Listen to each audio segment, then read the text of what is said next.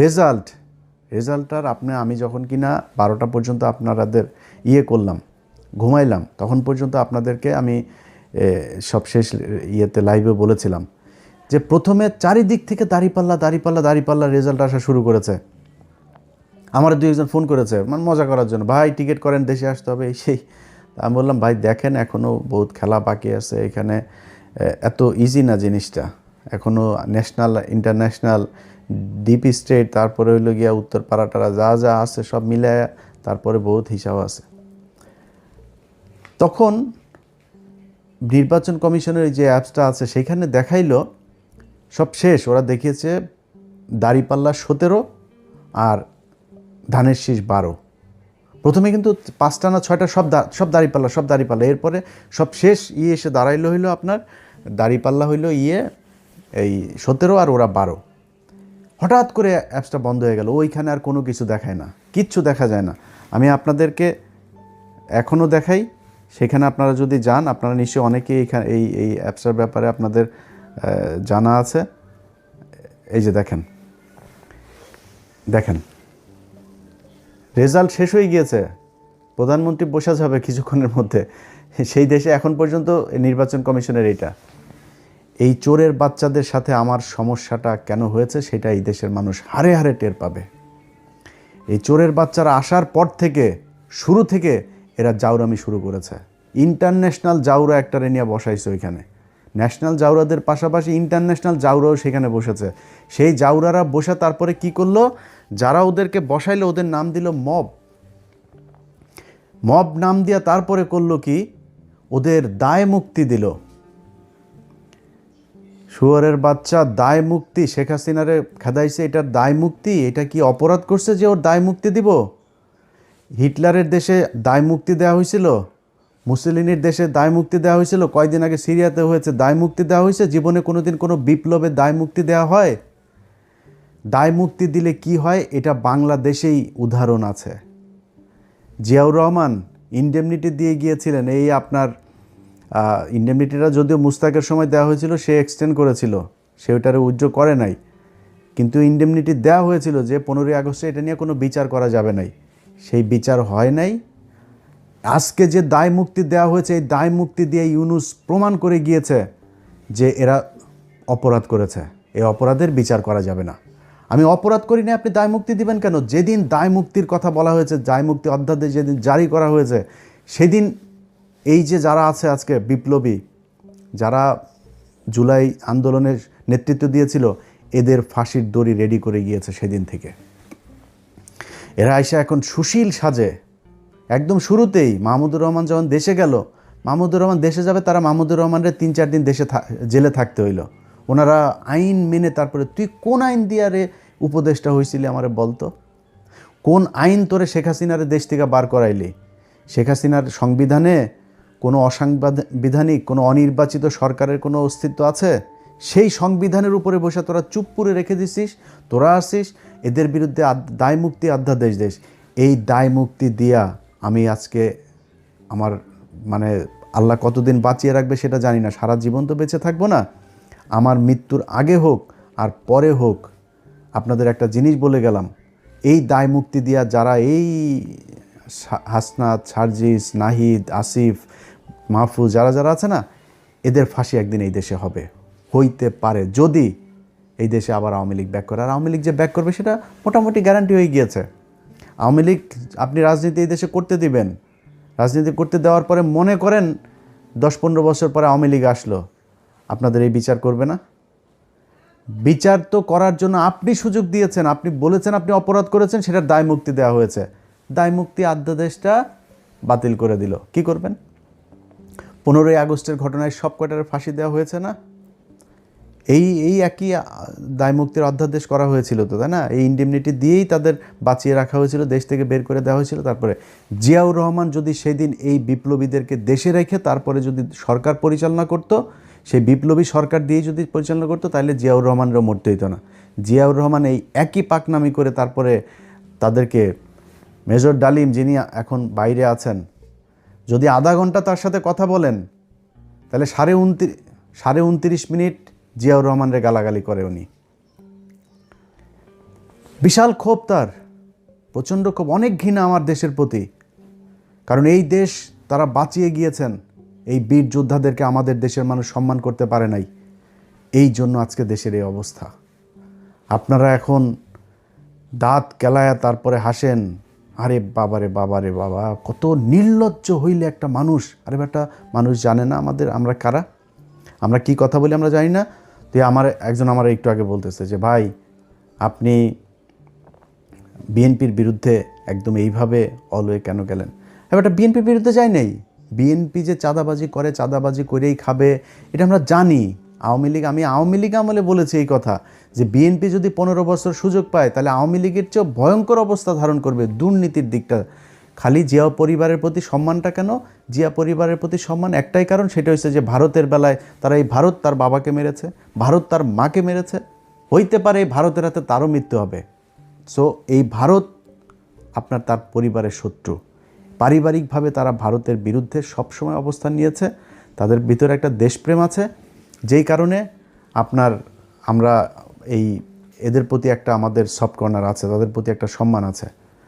কিন্তু এখন দুর্নীতির কথার কারণে তো আমরা তার কাছ থেকে এই বিএনপির বিরুদ্ধে এইভাবে দাঁড়াইনি। কেন দাঁড়িয়েছি? তিনি হঠাৎ করে এসে এখন বলছেন শেখ হাসিনার পরিবারের লোকজন চাইলে রাজনীতিতে ফিরবে। তারপরে আপনার হইলে আওয়ামী লীগ নাকি ওনাদের ভাই ভাই, নির্বাচিত হইলে সব মামলা তুলে নেবেন। আওয়ামী লীগের লোকজনের প্রতি কোনো ক্ষোভ নাই, তাদের কোনো কিছুই হবে না। তো সেটা যদি হয়, এখন হয়েছে, এখন সেটা হয়তো হবে। তো তাহলে তো এটা আমাদের সমস্যা। আমরা তো এই আওয়ামী লীগ আর ইন্ডিয়ার জন্যই তো আমরা এত কিছু করেছি। আমি যে আমার নিজের পরিবারের এই যে এতটা বছর নষ্ট করলাম, কেন? আওয়ামী লীগ আর ভারতের কারণে। আপনি সেই আওয়ামী লীগ তো মানে এটা সেপারেট কিছু না, Awami League itself India. So আপনি আওয়ামী লীগকে আনবেন আর ইন্ডিয়া আসবে না, বিষয়টা তো এরকম না। যেই কারণে আপনাদের পক্ষে থাকার কোনো সুযোগ ছিল না, এবং আজকে নাই, এখান থেকে ফিরে না আসলে সামনেও থাকবো না। আপনার মনে করার কোনো কারণ নাই যে ওই বিরানি আলমদের মতন আপনার 5 বছর আগে বলবো যে তারেক রহমান লন্ডনে কে যেন ওইটা ওই যে ভাবসাব নিয়ে কথা বলছে না আপনার ওরা, এখন তারেক রহমানের পা চাটে। এটা ইলিয়াসরে দেওয়া হবে না, এটা আপনারে দেওয়া হবে। এই ইলিয়াসের পেটের মধ্যে হারাম ঢোকানো বহুত কঠিন জিনিস। সো ওইটা আপনাদের দেওয়া হবে, আপনারা হাসি খুশি তারপরে এখন খুব মজায় থাকবেন। মজা এটা আপনারা জন্ম নিয়েছেন অসৎ পয়সা, হারাম টাকা, মানুষের কুকুরের মতো লাথি উষ্টা খায় তারপরে তার পায়ে চাপা ধরে বসে থাকার জন্য। আমাদের এই জন্য জন্ম হয় না। আল্লাহ যেন ওই রাস্তায় জীবনে কোনো দিন না নেয়। জীবনের সবচাইতে খুব খারাপ পরিস্থিতির ভেতরে দাঁড়ায়ও নিজের আদর্শ যেটা ওইটা ধরে রাখবো। এইটা সারা জীবন করব, আজকে করছি পরেও করব। জামাত ইসলাম আজকে হেরে গিয়েছে না, হারানো হয়েছে তাদেরকে। এই জামাত ইসলামের খুব খারাপ ভয়ঙ্কর পরিস্থিতিতেও ছিলাম, সামনেও থাকবো, যতক্ষণ পর্যন্ত দেখব যে না এই লোকগুলি সৎ। আমার যদি আপনি এখন ইন্ডিয়ার বিষয়টা না আনতেন, আমি বিএনপির সাথে জামাতের বিষয়টা এইভাবে করতাম না। কিন্তু যেহেতু আমি নিজের চোখে দেখছি এই দেশের এই ভারতের হাতে, আমার শত্রু ভাই পৃথিবীতে আমার কোনো শত্রু নাই, আমার শত্রু একটাই, সেটা হচ্ছে ভারত। এই ভারতের বিরুদ্ধে ভারত যাদেরকে অপছন্দ করে আমি তাদের দলে। সো তারা স্পষ্ট অবস্থান নিয়েছে, তারা সরাসরি বলেছে যে খালেদা পুত্র ভারতের সাথে সমঝোতা করে দেশে ঢুকেছে। তাদের পত্রিকা নিউজ করেছে। এই কয়েকদিন আগে তাদের এক মিলিটারি অফিসার, খুব ঊর্ধ্বতন অফিসার, রিটায়ার্ড, সে বলেছে যে যেদিন বলেছে যে দিল্লি না ঢাকা, ঢাকা ঢাকা, দিল্লি না পিন্ডি, ঢাকা ঢাকা ঢাকা, এই ঢাকা না পিন্ডি, ঢাকা ঢাকা, এটা যেদিন বলেছে সেই দিনই বিএনপি শেষ হয়ে গিয়েছে, সেদিনই বিএনপি ভারতের পক্ষে চলে এসেছে। রিটায়ার্ড অফিসার বলেছে এই কথা। তো এর মানে হলো কি যে আপনার ভারতের সাথেও তাহলে নিশ্চয়ই কিছু একটা হয়েছে, আমরা তো সেটা এখনও জানি না সেই ঘটনা কি হইলো আসলেই কি। তো এই জিনিসগুলি আমরা দেখলাম সেই শুরু থেকে এখন পর্যন্ত। তো দেখে একটা নির্বাচন হইল, এবং সেই নির্বাচনের মধ্যে যদি নাকি মিনিমাম আপনাদের লজ্জাবোধ থাকতো বা সততাবোধ থাকতো, তাহলে নির্বাচন শুরু হওয়ার আগের থেকে 2 মাস ধরে যখন এই যে মানুষগুলোকে আপনার করা হচ্ছে, হুমকি দেওয়া হচ্ছে, ঘর থেকে বের হইতে পারবি না, ঘর থেকে বের হইলেই কিন্তু পা ভেঙে দেওয়া হবে, ভোট কেন্দ্রে ধানের শীষের লোক ছাড়া কাউকে যেতে দেওয়া হবে না, এই হুমকিগুলো দিয়েছে না। এই হুমকি দেওয়ার পরে বিএনপি থেকে কোনো ব্যবস্থা নেওয়া হয়েছে? তারেক রহমান দেশে যাওয়ার পরেও কোনো ব্যবস্থা নেওয়া হয়েছে? কিছুই করা হয় নাই। তাহলে ঘটনাটা কি দাঁড়াইলো? ঘটনা দাঁড়াইল আপনারা এরকম একটা নির্বাচন করেই ক্ষমতায় আসতে চেয়েছেন। সো এত ভাব মারার কিছু নাই তো, চুরি করে এসেছেন ক্ষমতায়, চুরি করে ক্ষমতায় দেখেন থাকেন। আল্লাহ যা করে ভালোর জন্য করে। যদি নাকি মনে করেন যে এই সামনের দেশ চালানোটা এত সহজ হবে, এত সুন্দর এক দেশ আপনাদের জন্য রেখে গেল এই বালের সরকার একটা, এটা মনে করার কোনো কারণ নেই। প্রতিটা পদে পদে টের পাবেন। আপনার যেই ভালোবাসার সাংবাদিকরা আপনাদের এখন আছে, সেই সাংবাদিকরাই বুঝাই দিবে, এরাই বুঝাই দিবে আপনাদেরকে কি জিনিস তারা। তারা সেই হাসিনার পাঁচাটা কুকুরগুলো এখন ওইখানে বসে আছে, তারা এখন আপনাদের খুব বিপদে পড়ে তারপরে পাটা চাটছে। কয়দিন পরে পা দুইটা ধাপ করে সরাই দেওয়ার পরে বিচিতে ধরে টান দিবে, বলে গেলাম এটা। তো এই হচ্ছে নির্বাচনের সার্বিক অবস্থা। আপনাদের যদি আমি চ্যানেল 24-এর ইয়েটা দেখাই, আপনারা দেখেছেন গণমাধ্যমের আজকের ভূমিকা। তারা প্রথম অবস্থায়, আমি সব শেষ ইয়েটা যখন করলাম, লাইভটা যখন করলাম, ধরেন তখন বাজে কয়টা, বাংলাদেশ সময় দুপুর 12টা বাজে। ওই সময়টাতে দেখেন তারা কি করলো, নিউজ করছে শুধু বিএনপির, শুধু বিএনপির। আরে আমার তো মানে মূল ইয়ে ছিল যে ইয়ের খবরটা জানা, যে চুয়াডাঙ্গার অবস্থাটা কি, যে চুয়াডাঙ্গায় কতজন এই শরীফের বিরুদ্ধে যে দাঁড়িয়েছে মাসুদ পারভেজ রাসেল, তার কী অবস্থা। ওনার আবার ওইখানে আমার কিছু সম্পৃক্ততা আছে, যেই কারণে আমার এটা নিয়ে খুব আগ্রহ ছিল। রাত 12টার ভেতরে উনি রেজাল্ট পেয়েছেন। মানে এই রেজাল্ট পাওয়ার পরে সেই মাসুদ পারভেজ রাসেলের নিউজ হয়েছে হলো চ্যানেল 24-এ এখন থেকে 2 ঘন্টা আগে। তারপরে ওইখানে ছাড়াও গত 3 ঘন্টার মধ্যে আপনি যদি নাকি রেজাল্টগুলো দেখেন এখন বেশিরভাগ জামাত যাচ্ছে। দেখেন রাজশাহী 4 আসনে আব্দুল বারী সরকার, তিনি 1,15,000 পেয়ে বিজয়ী হয়েছেন। তারপরে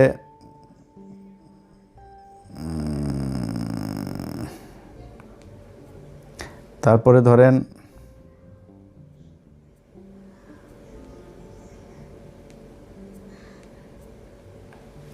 আচ্ছা, অ্যাডভোকেট রুহুল আমিন চুয়াডাঙ্গা 2 আসন থেকে বিজয়ী হয়েছেন। তারপরে হইল গিয়া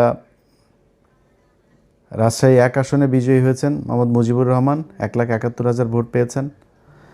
মোহাম্মদ আফজাল হোসেন কুষ্টিয়া 4 আসনে পেয়েছেন, 2 ঘন্টা আগের নিউজ। কুষ্টিয়া 3 আসনের বিজয়ী হয়েছেন মুফতি আমির হামজা। তারপরে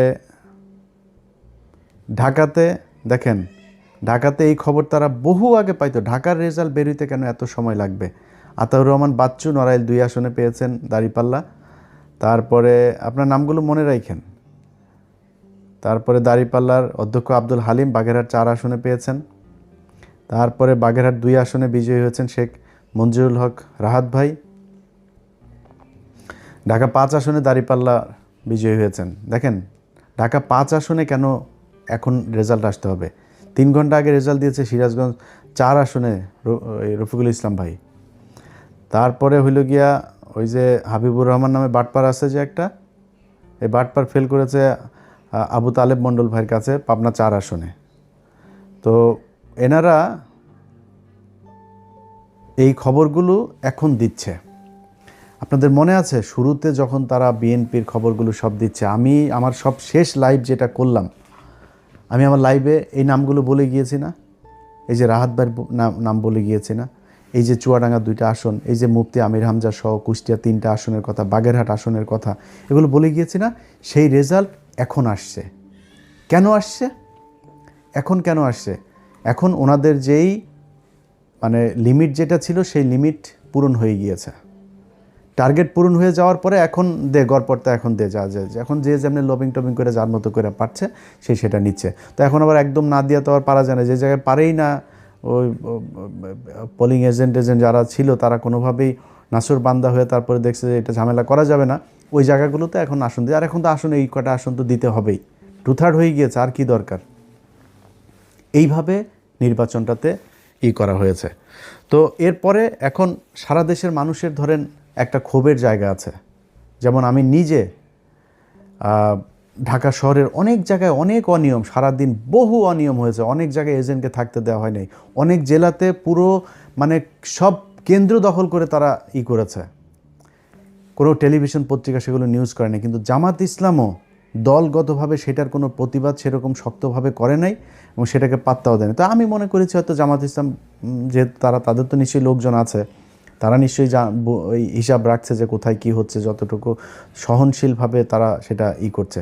কিন্তু না, পরে দেখা গেল সেই ইয়েগুলোতে, যেমন আপনার ভোলাতে যে অধ্যক্ষ আপনার নজরুল ইসলাম, দেখেন তাকে মানে একদম জোর করে হারানো হয়েছে, তারপর অনেক ভোট পেয়েছে খুব কাছাকাছি ব্যবধানে। আপনার এই যে ভোলার আরেক আসনে ওই যে হাফিজ গিয়াসউদ্দিন আল মামুন, হাওয়া ভবন মামুনের যেই ভাই হাফিজ ইব্রাহিম, খুব কাছাকাছি ব্যবধানে সে জয়ী হয়েছে। কত মানুষ ভোট দিয়েছে ওইখানে, ত্রাসের রাজত্ব, মানুষকে ঘর থেকে বেরোতে দেয়।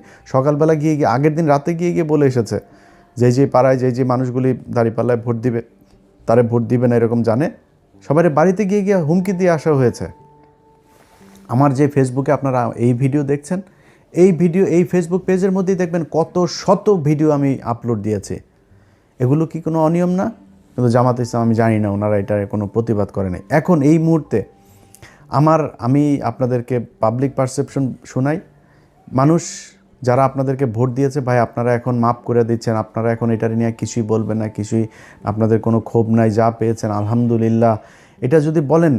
হ্যাঁ, আমি জামাতের যে বক্তব্য, সেই বক্তব্য হয়েছে যে ওনারা বলছেন যে ইলিয়াস আমরা কোনো ঝামেলায় যেতে চাচ্ছি না, আমরা যদি ঝামেলায় যাই তাহলে তৃতীয় পক্ষ এটার সুবিধা নেবে। ভাই তৃতীয় পক্ষের সুবিধা নেবে কোনো সমস্যা নাই, তাহলে আপনি সব মেনে নেবেন নাকি? আপনাকে তো প্রতিবাদটা করতে হবে, আপনাকে তো জানাইতে হবে যে আমরা ভোটটা এই কারণে আমরা মেনে নিচ্ছি, কিন্তু মেনে নিলেও আপনারা এই অন্যায়গুলো করেছেন, এটা ভবিষ্যতে আমরা মানব না, কিংবা এটার কি চাই, একটু কথা তো বলতে হবে জামাতটাই। কিন্তু জামাত সেটা বলে না, এটা জামাতের ব্যাপার, জামাত কি করবে।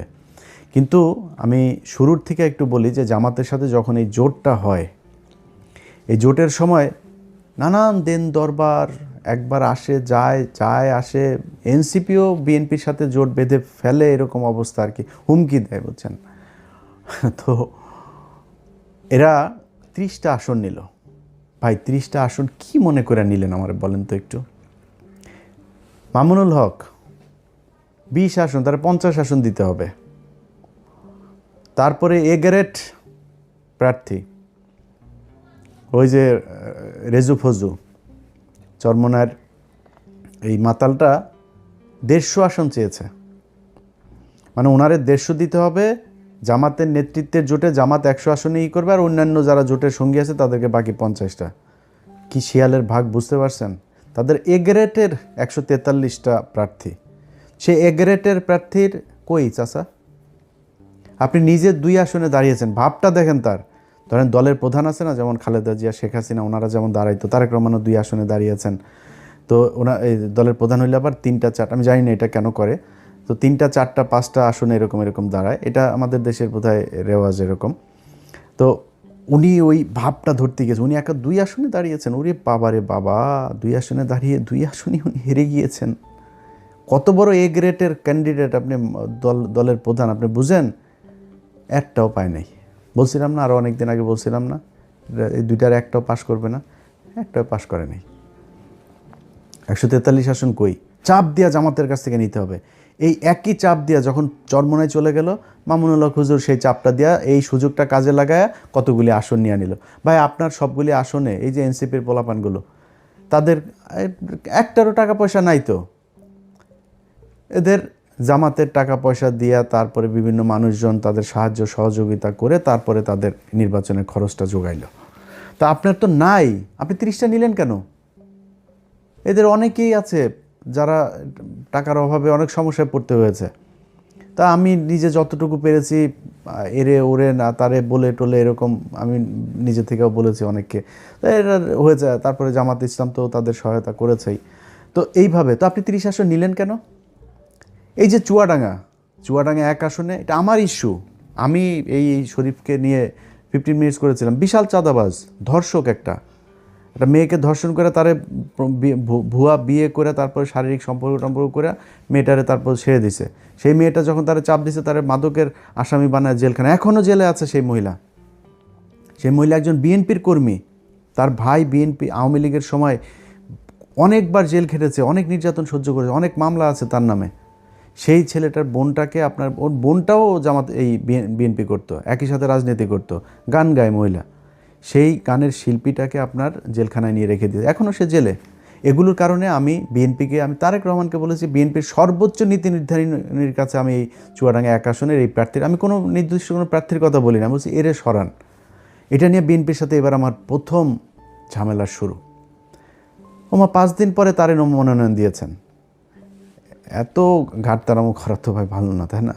তার মান দিয়া তারপরে কি করেছেন এখন দেখেন অবস্থা। এইখানে জামাত ইসলাম চেয়েছিল মোল্লা ফারুক নামে এক ছেলের দিতে, এর না আছে এলাকায় কোনো প্রভাব, না আছে কোনো ভোট, না আছে পরিচিতি, কিছু নেই, ঢাকায় থাকে। সে যায় আক্তারের বন্ধু, এই জন্য তারা জামাত ইসলাম দিবে। আমি জামাত ইসলাম বলছি যে ভাই এটা দিতে হবে, এটা আমার আসন, আমারে দিতে হবে, এটা আমি চাইলাম। আমি চাই নিয়ে তারপরে এই অ্যাডভোকেট মাসুদ পারভেজ রাসেলকে এটা করেছি যে আপনি নির্বাচন করবেন। বিশাল ব্যবধানে জিতেছে সেখানে চুয়াডাঙ্গা 2টা আসনই জামাত পেয়েছে, সেখানে নিয়ে দেওয়া হলো। ওখানে যদি ওই ছেলের দেওয়া হইতো 100% সে হাঁটতো। আমি আলেম সাহেব নাম বলে আর চাকরি হারাইতে চাই না, আলেম সাহেব আপনার জোটের সঙ্গী বিএনপির প্রার্থীর কাছ থেকে মাত্র 1 কোটি টাকা নিয়েছে। 1 কোটি টাকা নিয়ে সিট বেঁচে দিয়েছেন তিনি। ঠিক আছে ভাই আপনি করেন, আমি আমার মতো চুপচাপ থাকবো। এই হইল অবস্থা। তো আপনারা এই যে এতগুলো আসন নিয়ে তারপরে জামাত ইসলামের এটারে নষ্ট করলেন, এটা করা তো ভাই ঠিক হয় নাই। এটা করাতে আপনারও ক্ষতি হয়েছে, তাদেরও ক্ষতি হয়েছে। এই যে আজকে মামুনুল হক তিনি আপনার করছে, এই কান্নাকাটি করছেন, এখন তারা জোর করে করছেন। ভাই আপনার তো লোক নাই। আমি ঢাকা শহরের মতো জায়গায় অনেক জায়গায় শুনেছি যে মানে বেশিরভাগ সব জায়গাতেই 3জন 4জন করে তাদের লোক, এখানে এদের 1জন লোক, কোথাও লোকই নেই। তাদের বাইরে বুথ করা হয়েছে 3টা 4টা বুথ, তাদের বুথের ভেতরে পানি টানি খাবার টাবার বিরিয়ানি টিরানির অভাব নাই, আর শিবিরের ছোট্ট একটা বুথ। এইভাবে নির্বাচন করেছে। আপনার তো লোক নাই, আপনি যে দাঁড়াইলেন, আপনার কিছু টাকা পয়সা লাগবে না, আপনার লোকজন লাগবে না যারা কিনা সবগুলো কেন্দ্রে পাহারা দিবে, এটা পারেন নাই, যে কারণে সমস্যা হয়। সব জায়গায় ছড়ায়া ছিটায় না করে 2টা আসন নিতেন, 5টা আসন নিতেন, নিয়ে আপনার লোকগুলির সব এই 5 আসনে কাজে লাগাইতেন, তাহলে রেজাল্ট পাইতেন। আপনি তো করেন নাই সেটা। আপনাকে মানুষ ভোট দিয়েছে, ভোট আপনারে দেয় নাই, ভোট এই ধানের শীষের বিরুদ্ধে মানুষ ভোট দিয়েছে। এবার নৌকারে যেভাবে ঘৃণা করেছে, এবার ধানের শীষে 1.5 বছরে মানুষ ওই ঘৃণা করেছে, করে আপনাদেরকে ভোট দিয়েছে।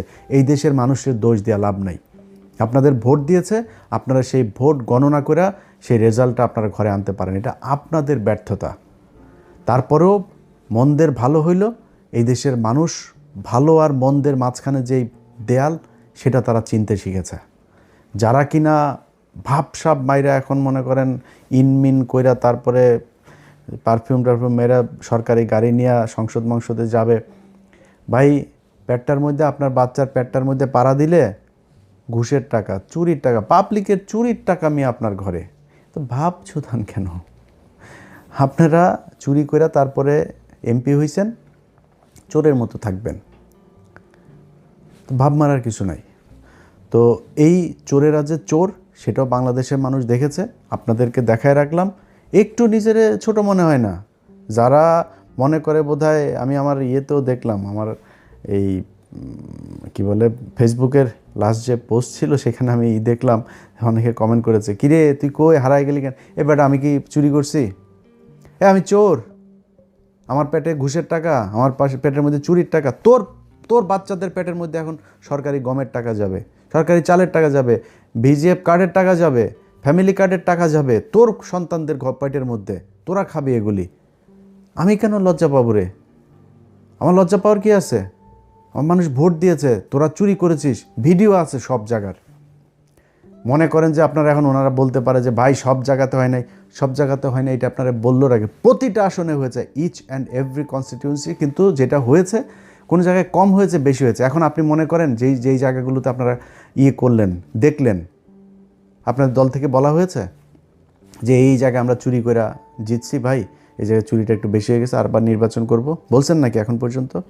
এই যে 2-3 মাস ধরে আপনার হুমকি দেওয়া হচ্ছে, ভোট কেন্দ্রে যাইতে দিবে না, ভোট কেন্দ্রে গেলে হাত পা গুঁড়া করে দিবে, তাদের বলা হয়েছে নাকি এই তোমার এই দিব না, নির্বাচন করতে দিব না? এই চুয়াডাঙ্গার কালকের দিনের ঘটনা, ভোট চলাকালীন সময় আমার পেজে যায়েন ভাই, সব আছে এখানে।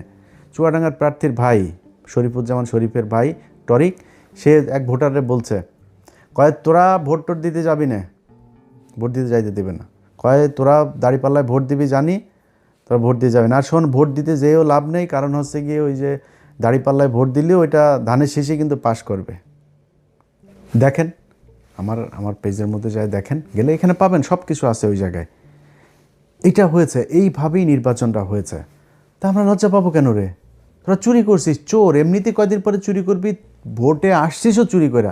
হাসিনা ঠিক যেমনি চুরি করতো তোরা ওইভাবেই চুরি করছিস। তো তোদের সাথে আর হাসিনার সাথে পার্থক্য কী?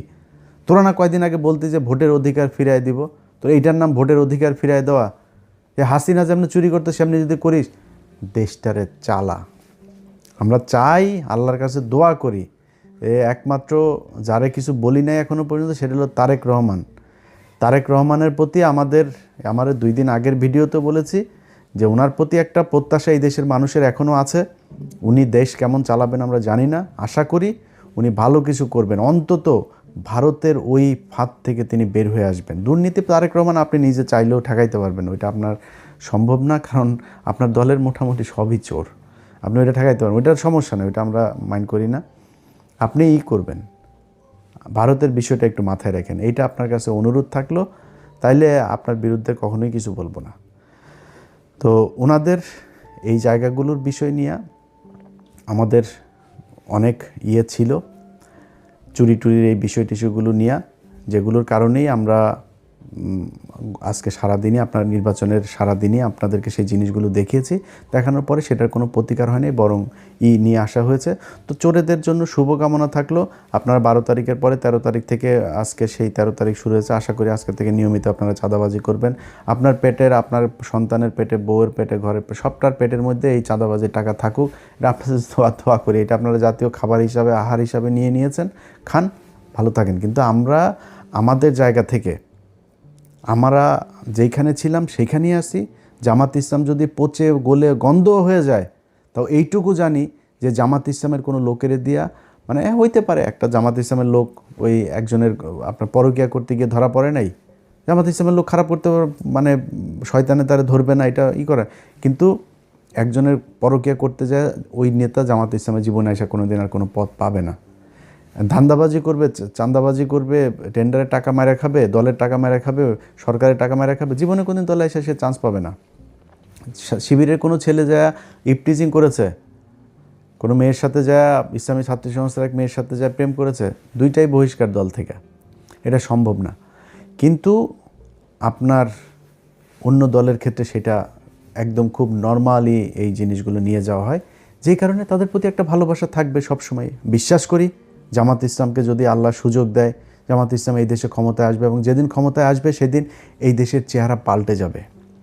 এবং সেইটা বাংলাদেশের মানুষ এইবারই চেয়েছিল, হইতে দেওয়া হয় নাই। সময় আছে, সামনে হবে, না হইলেও সমস্যা নাই। যদি 10,000 বছর না হয় সমস্যা নাই তো।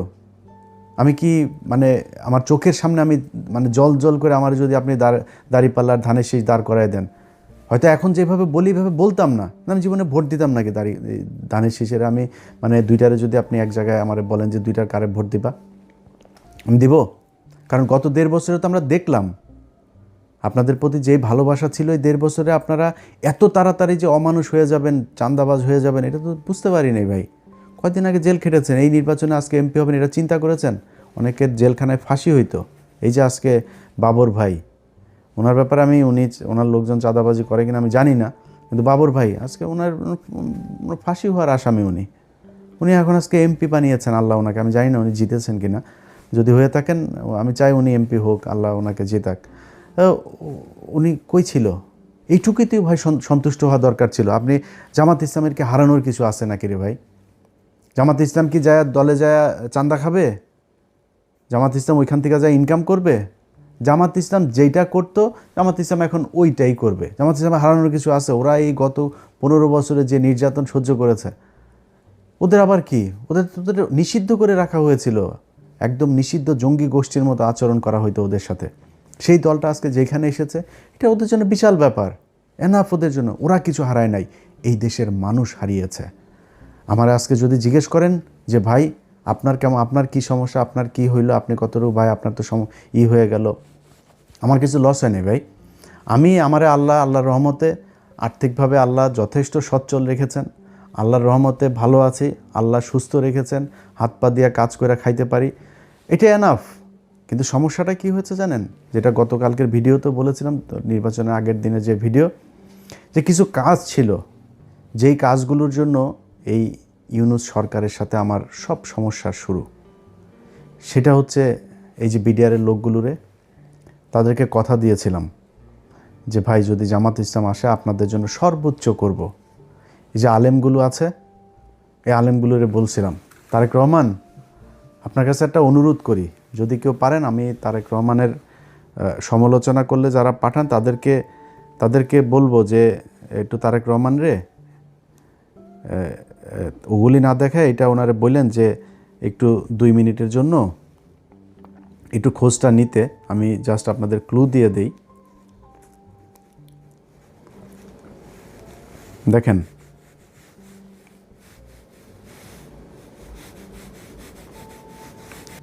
আচ্ছা এই যে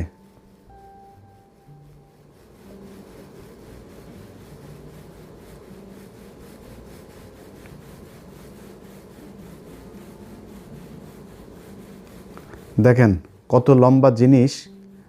এই জিনিসটা যেটা দেখলেন না, আরও আছে, আরও অনেক আছে, আরও অনেক অনেক অনেক,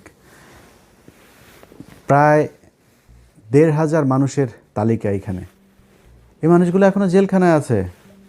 মামুনুল্লাহ খুজুর, আপনি যে আজকে এমপি হওয়ার জন্য যে তোড়জোড়টা করছেন না, আপনি এই জেলখানায় যারা আপনার পা ধুইয়া দিত, নিজের বাসা থেকে খাবার নিলে নিয়ে আপনারে দিয়ে আসতো, আপনার ভোর রাতে উজু করার জন্য যা পানি নিয়ে এসে দিত, সেই মানুষগুলো এখনও জেলখানায় আছে হুজুর। খোঁজ নেন নাই আপনারা। 1.5 বছর আপনি এই আফগানিস্তান ঘুরতে যান, জেলখানার মানুষগুলোরে ছাড়াইতে পারেন নাই। এটার নাম জেহাদও না, এটার নাম ইসলামও না, আপনারা করেন নাই। তো যে 2টা জিনিস বললাম, আমার বাংলাদেশের যত প্রভাবশালী, এটা সেনাপ্রধান হোক আর ইউনূস হোক, আসিফ নজরুল হোক, সবার সাথে আমার গ্যাঞ্জাম বেঁধেছে 2টা জিনিস নিয়ে। সেটা হলো বিডিআরের এই লোকগুলোকে, এটা কেন জানি মায়া লাগে এদের জন্য, এখন কী বলবো বলেন। আরে আলেম এই দুইজন আর আরেকটা জায়গা আছে, সেটা হইলো যে ওই যে ফেনীতে 16 জন মানুষ কন্ডেম সেলে পড়ে আছে, তাদেরকে এই বনজ কুমার একদম আপনারা তদন্ত করেন আবার আপনার মতো, আমি আমার মতো তদন্ত করেছি, 15 মিনিটস করেছি, সেখানে দেখিয়েছে সেগুলো কি হয়েছে। যদি পারেন ওই মানুষগুলোরে একটু ছেড়ে দিন। আর আরও কিছু জিনিস আছে, এই যে প্রথম আলোর ঘটনায় কিছু মানুষকে এখানে জেলখানায় নেওয়া হয়েছে, এই মানুষগুলোরে ছেড়ে দিন। এই মানুষগুলোর কেউ এটার সাথে জড়িত না, আমার নামে মামলা দিয়ে রাখেন। এই মানুষগুলোর এখানে তারা ফেসবুকে একটা পোস্ট করেছে, একটা পোস্ট শেয়ার করেছে, সেই কারণে তাদেরকে নিয়ে তারপরে এখন একটা করে তারপরে বিচার করার চেষ্টা করা হচ্ছে। এই খুশিটা প্রথম আলোরে করতে যায় না তারেক রহমান। আপনার আজকে যত সাংবাদিকরা আপনার পায়ের নিচে আপনার জিভ দিয়ে আপনার পা চাটছে, এরা সবাই আপনার বিরুদ্ধে ছিল, সবাই। এখানে এই বাংলাদেশে এমন একজন সাংবাদিক নাই যে সাংবাদিক, আমি সাংবাদিক, খুব ছোট একটা সাংবাদিকের আপনার জন্য এই গত 6 বছরে যতটুকু আমি নিজের ক্ষতি করেছি, এটুকু কেউ করে নাই। এই 6 বছর আপনি আজকে আপনারা যেমন কথা বলছি না, এই 6 বছর এমনি কথা বলি নাই কোনো দিন। কারণ আপনারে এই 6 বছরে আপনারা যে নির্যাতন সহ্য করেছেন, এই নির্যাতনের এই সময়টাতে আপনি আমার কিছুই করতে পারতেন না। আপনার বিরুদ্ধে কথা বললে কোনো দিন বলি নাই, কোনো দিনও বলে একটা সিঙ্গেল ওয়ার্ডও আপনি আমার দেখাইতে পারবেন না। আজকে পরিস্থিতির কারণে কিছু সমালোচনা করি, এগুলো নিলে আপনার ভালো হবে। কারণ হলো যে এই যারা আজকে পাঁচাটে, এই পাঁচাটা বাহিনী 2 দিন পরে রাতারাতি বের হয়ে যাবে। আর আরেকটা অনুরোধ আপনার কাছে করে যাই, জীবনে কোনো দিন আওয়ামী লীগকে নিয়ে আসার চেষ্টা করেন না। আওয়ামী লীগকে যদি নিয়ে আসার চেষ্টা করেন, আপনার দল থাকবে না। কেন থাকবে না জানেন? জামাত ইসলাম কিন্তু পেছনে যাবে না। জামাত ইসলাম যেখানে এসছে এখান থেকে সামনে যাবে। আমি এবার একটা খুব কুবুদ্ধি দিয়েছিলাম জামাতের আমিরকে। আমি তাদের বলেছিলাম যে হুজুর আপনি একটা কাজ করেন, আওয়ামী লীগকে নির্বাচনে আসতে দেন। আওয়ামী লীগের নির্বাচনে আসলে আওয়ামী লীগ জামাতের ভোট কাটতো না, আওয়ামী লীগ আপনাদের ভোট কাটতো। যে হিন্দুদের ভোট পেয়েছেন, হিন্দুদের ভোট তো রিজার্ভ ভোট, এটা আওয়ামী লীগের জন্য, এটা আপনারা পাইতেন না। আওয়ামী লীগের নিজস্ব ভোট অনেক পেয়েছেন আপনারা, সেটা আপনারা পেতেন না। আমি এই বুদ্ধিটা কিন্তু দিয়েছিলাম, কারণ আমি জানি যে আপনারা তো করবেনই। আমি তারা বলেছিলাম যে বিচার যাদের নামে আছে, মামলা টামলা আছে, তাদের বিচার করেন, বাট আওয়ামী লীগকে আসতে দেন। সামনে আওয়ামী লীগকে আনতে দিবেন না। এই দেশে আপনাদের দুই চেতনার, আপনারাও তো নাকি 71-এর চেতনার দল, এখন আগে জানতাম না, এটা নতুন করে জানতে পারছি। তো আপনাদেরকে যারা চেতনার দল আর আওয়ামী লীগ চেতনার দল, এই দুইটার মধ্যে একটা থাকবে, দুইটা থাকতে পারবে না। জামাত অন্য লাইনের, ওই লাইনের লোক যারা, তারা জামাতের পেছনেই থাকবে। যাই হোক, ভিডিওর শেষে বাংলাদেশের মানুষের জন্য একটা বাংলাদেশের মানুষের কাছে আসলে ক্ষমা চেয়ে নিচ্ছি যে আপনাদেরকে বিশাল স্বপ্ন দেখিয়েছিলাম, সেই স্বপ্ন বাস্তবায়ন করতে পারি নাই। কেন পারি নাই সেটাও আপনারা জানেন। আপনারা ভোট দিয়েছেন কি দেন নাই, এটা আপনি নিজেকে জিজ্ঞেস করেন। আমরা একটা নীরব বিপ্লব দেখেছি এই দেশে। মানুষ জোর করে এসে 6টা থেকে এসে আপনার ভোট কেন্দ্রে এসে দাঁড়িয়ে থেকেছে। মানুষ ঝগড়া করেছে ভোট কেন্দ্রের ভেতরে 8-10 জন বিএনপির ক্যাডারদের সাথে তারা তর্ক করে নিজের ভোট নিজে দিয়ে এসেছে, এগুলো আমরা দেখেছি। সো আপনারা আপনাদের দায়িত্ব পালন করেছেন। আমার আসলে দায়িত্ব তো, আমি তো আর কোনো রাজনৈতিক দল না, আমি মাঠেও নাই। আমার না, বলবো জামাত ইসলাম দায়িত্বটা খুব ভালোভাবে, বোধহয় এই দায়টাও জামাত ইসলাম আমার মনে হয় তারা নেবে, এবং আপনাদের কাছে জামাত ইসলামও নিশ্চয়ই এই ক্ষমাটা চাবে। আর জামাত ইসলামের জন্য শুভকামনা থাকলো। তাদের সততা যতদিন আছে, এই সততা নিয়ে তারা বাংলাদেশের মানুষের পাশে থাকবে, এটাই অনুরোধ থাকবে। আবারও সবাইকে শুভেচ্ছা জানিয়ে, ভালোবাসা জানিয়ে, নতুন একটা বাংলাদেশ, যে বাংলাদেশটা অন্তত হাসিনার মতো হবে না, এমন একটা বাংলাদেশ দেখতে চাই।